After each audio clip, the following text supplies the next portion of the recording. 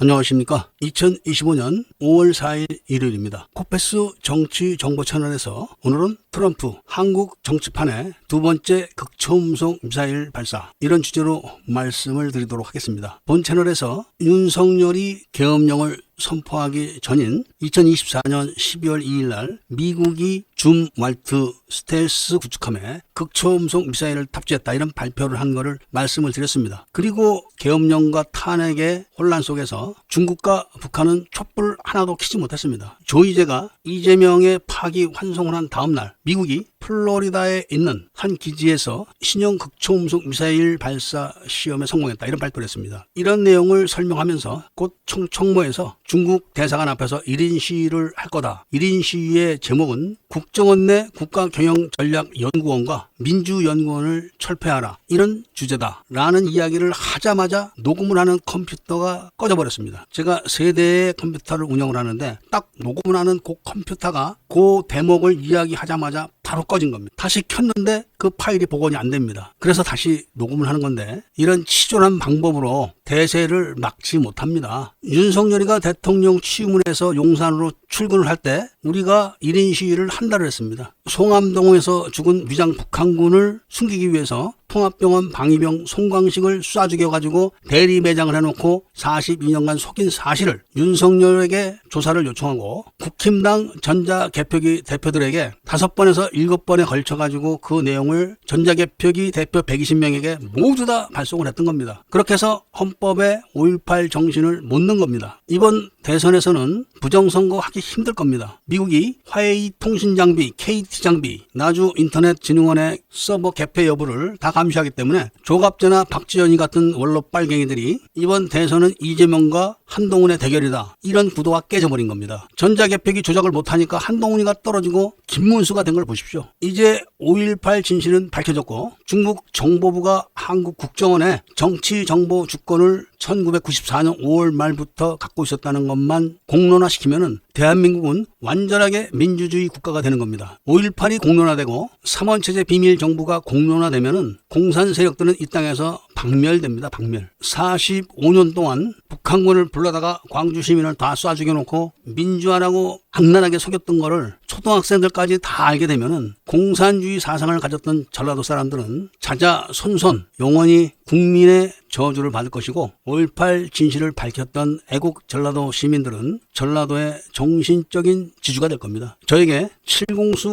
요원으로서 반소위의 저격 사건과 노란봉투 사건을 증언해 주신 분도 전라도 사람이고, 송암동 전투에서 북한군이 한국군으로 위장했다가 죽어가지고 통합병원 방위병 송광식을 대신 묻어가지고 속였던 거를 알려준 사람도 전라도 사람입니다. 물론 확인은 다 제가 했지만 모든 제보를 했던 사람들은 거의 다 전라도 사람들입니다. 이제 중국 대사관 앞에서 1인 시위를 계속 할 테고, 그 장면들은 동영상으로 촬영돼서 미국에서 정치 블로거를 하는 사람들 블로그로 계속 올라갈 겁니다. 이제 전 세계에 중국 정보부가 한국 국정원의 정치정보 주권을 뺏어가지고 한국을 통치했다는 것이 밝혀지게 되면은 전 세계가 중국과 한국 정부를 멸시할 겁니다. 그리고 새롭게 태어나는 한국 정부를 격려해 줄 겁니다. 만약에 1인 시위를 하는 우리 회원들을 중국 사람들이 위해를 하게 되면은 중국 대사관은 폐쇄될 거를 각오를 해야 될 겁니다. 그리고 대한민국을 이렇게 만든 육군사관학교 청주회 회원들 다 사법 처리될 걸로 봅니다. 이렇게 한국의 정치판은 자주적이지 못하고 독립적이지 못하고